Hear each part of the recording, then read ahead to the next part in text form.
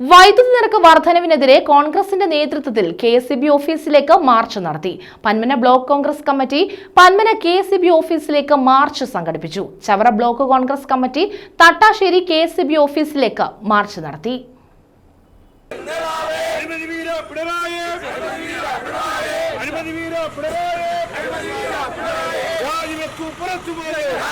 വർദ്ധിപ്പിച്ച വൈദ്യുതി നിരക്ക് പിൻവലിക്കണമെന്നാവശ്യപ്പെട്ടാണ് കോൺഗ്രസിന്റെ നേതൃത്വത്തിൽ കെഎസ്ഇബി ഓഫീസുകളിലേക്ക് മാർച്ച് നടത്തിയത്. കോൺഗ്രസ് പന്മന ബ്ലോക്ക് കമ്മിറ്റിയുടെ നേതൃത്വത്തിൽ പന്മന കെഎസ്ഇബി ഓഫീസിലേക്കാണ് മാർച്ച് സംഘടിപ്പിച്ചത്. പന്മന പുത്തൻചന്തയിൽ നിന്നുമാണ് മാർച്ച് ആരംഭിച്ചത്. കെഎസ്ഇബി ഓഫീസിന് മുന്നിൽ നടത്തിയ dharna KPCC secretary advocate P Jermias ഉദ്ഘാടനം ചെയ്തു.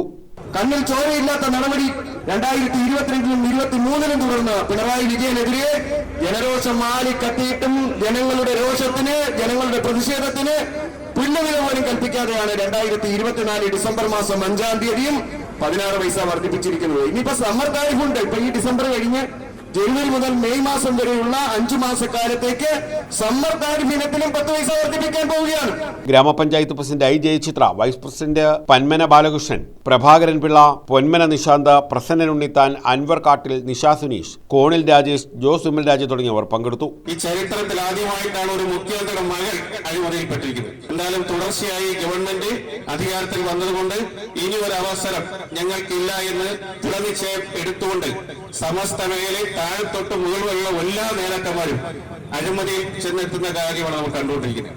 നമുക്കറിയാം, ജനം ഇത്രയേറെ പൊറുതിമുട്ടി നിത്യാവസരങ്ങൾ അടക്കമുള്ള വിലക്കയറ്റത്തിൽ പൊറുതിമുട്ടി നിൽക്കുമ്പോഴാണ് ഇപ്പോൾ 5ാമത് തവണയും ഇലക്ട്രിസിറ്റി ചാർജ് കൂട്ടി.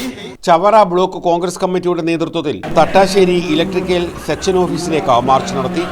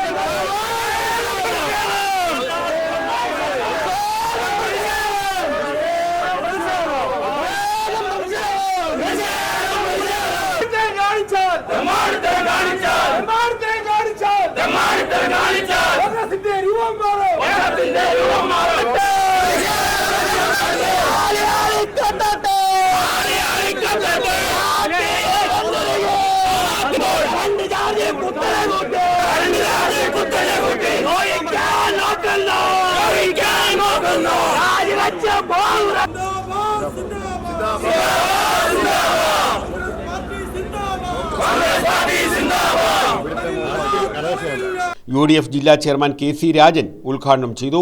വൈദ്യുതി ചാർജ് പിണറായി ജനങ്ങൾക്ക് നൽകിയ ഇരുട്ടടിയാണെന്ന് അദ്ദേഹം കുറ്റപ്പെടുത്തി. ഈ നിത്യോപയോഗ സാധനങ്ങളുടെ വിലവർധനം ഉണ്ടാകുമ്പോൾ ഏറ്റവും വലിയ ബുദ്ധിമുട്ട് അനുഭവിക്കുന്നത് നമ്മുടെ നാട്ടിലെ സ്ത്രീകളാണ്.